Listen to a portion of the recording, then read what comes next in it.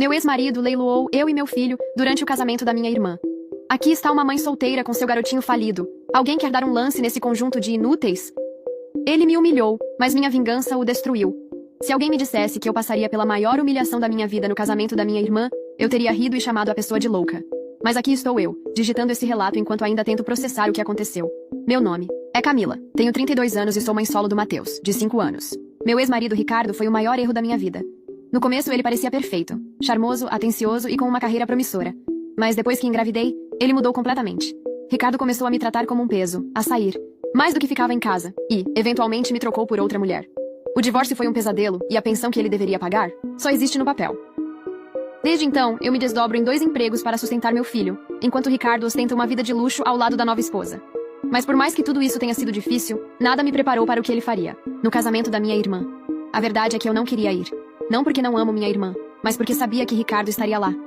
Meu cunhado é um grande amigo dele, e minha família sempre teve essa ideia absurda de que devíamos ser cordiais pelo bem de Matheus. Aceitei o convite por respeito à minha irmã, mas no fundo, uma parte de mim já sabia que algo daria errado. Só não imaginava que seria tão humilhante.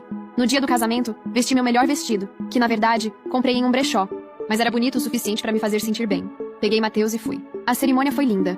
Minha irmã estava radiante. E por um momento até me permiti esquecer que Ricardo estava presente. Mas essa ilusão não duraria muito. No salão de festas, enquanto todos brindavam e celebravam, Ricardo, já bêbado, pegou o microfone. Todos riam, achando que ele faria alguma piada ou um brinde estranho. Mas nada poderia ter me preparado para as palavras que saíram da boca dele. E é aqui que minha história realmente começa. O salão estava barulhento, repleto de risadas e música alta. Mas assim que Ricardo pegou o microfone, o som ambiente pareceu diminuir. Ele se apoiou na mesa do noivo e bateu no microfone algumas vezes, testando. Um sorriso bêbado e presunçoso surgiu em seu rosto. Senhoras e senhores, atenção, por favor. Tenho um anúncio muito especial a fazer. Minha barriga revirou. Conhecendo Ricardo, aquilo não podia ser bom. Matheus estava distraído com um pedaço de bolo, sem ideia do que estava prestes a acontecer. Todos aqui conhecem minha querida ex-esposa, Camila, e nosso garotinho Matheus. Pois bem, como alguns devem saber, a vida dela não tem sido nada fácil depois que nos separamos. Criando um moleque sozinha, 2 empregos, sem um tostão furado. Os sussurros começaram. Eu senti todos os olhos se voltando para mim. Mas como eu sou um cara generoso, decidi ajudar. Ricardo continuou rindo. Então, senhores, aqui está a oferta da noite. Um pacote completo. Uma mãe solteira batalhadora e seu garotinho falido. Quem dá mais? O salão explodiu em risadas chocadas e murmúrios. Eu congelei. Minha mente se recusava a processar. Ele não estava fazendo isso. Ele não podia estar fazendo isso. Vamos lá, pessoal. Alguém precisa de uma empregada? Ou talvez de uma companhia solitária? Camila é esforçada, faz de tudo. E Matheus, bem, ele pode ajudar na casa também. Ele ergueu a taça e gargalhou. Quem dá o primeiro lance? A humilhação queimava minha pele. Minhas mãos tremiam. Você enlouqueceu? Minha irmã se levantou, furiosa. Ah, qual é? É só uma brincadeira. Ricardo sorriu. Ninguém vai dar um lance? As risadas continuavam. Algumas pessoas achavam graça, outras estavam desconfortáveis. Mas ninguém dizia nada. Foi Bea, quando meu filho puxou minha mão e olhou para mim com os olhos inocentes. Mamãe, o que é um leilão? Meu coração despedaçou. Levantei-me, segurando Matheus no colo e saí do salão sem olhar para trás. Eu nunca tinha me sentido tão humilhada na vida. Parte 2. Saí do salão com Matheus nos braços, minha visão embaçada pelas lágrimas. Minhas pernas tremiam, mas eu segui em frente, ignorando os olhares curiosos e os sussurros atrás de mim. Meu coração martelava no peito, e a humilhação queimava. Na minha pele como fogo. Mal percebi quando minha irmã veio correndo atrás de mim. Camila, espera. Parei no estacionamento, tentando recuperar o fôlego. Matheus olhava para mim confuso, ainda segurando um pedaço do bolo que trouxe da festa. O que aconteceu, mamãe? A gente já vai embora? Engoli o choro e forcei um sorriso. Sim, meu amor. Vamos pra casa. Minha irmã me alcançou, o rosto vermelho de raiva. Camila, eu sinto muito. Eu não fazia ideia de que esse idiota ia fazer isso. Eu também não. Minha voz saiu trêmula. Mas devia ter imaginado. Eu devia ter ficado em casa. Ele estava bêbado. Ele sempre foi cruel. Bêbado ou não, ele fez isso porque quis. Minhas mãos tremiam tanto que mal conseguia abrir a porta do carro. Minha irmã segurou meu braço. Fica, por favor. Eu mando ele embora. Balancei a cabeça. Eu nunca mais quero ficar no mesmo ambiente que esse homem. Meu cunhado apareceu. Logo atrás, parecendo perdido. Camila, espera, eu juro que não sabia que ele ia fazer isso. O olhar que lancei para ele fez com que se calasse. Você o defende desde que nos separamos. Sempre minimizou o que ele fez. E agora, olha no que deu. Ele abaixou os olhos sem resposta. Eu coloquei Matheus no carro e entrei. Antes de sair, minha irmã segurou a porta. Não deixe que ele te destrua, Camila. Ele não vale nada. Com um nó na garganta, assenti e fui embora. Mas algo dentro de mim mudou naquele momento. A humilhação virou ódio. E eu não ia mais deixar Ricardo sair. Impune. Naquela noite, enquanto Matheus dormia, eu me sentei no sofá com a mente fervendo. Cada risada, cada olhar de pena, cada palavra nojenta de Ricardo ecoava na minha cabeça. Eu queria sumir, queria chorar até adormecer. Mas acima de tudo, queria vingança. Por anos, engolia a arrogância de Ricardo. A forma como ele me tratava, como se eu fosse inferior. Ele nunca teve consequências pelos seus atos. Mas agora, as coisas iam mudar. Peguei o celular e comecei a digitar. Eu tinha provas do abandono parental. Tinha meses de mensagens dele ignorando meus pedidos de ajuda financeira, atrasando pensão, zombando da minha situação. Eu tinha registros das poucas visitas que ele fez a Matheus e de como sempre o deixava de lado para se exibir com a nova esposa. Na manhã seguinte, procurei uma advogada especializada em direito da família. Contei tudo a ela, do divórcio até o leilão humilhante. Ela ouviu atentamente e então disse: podemos processá-lo por danos morais e expor a negligência paterna. Se tivermos sorte, conseguimos aumentar a pensão e, se ele continuar falhando, podemos pedir a prisão.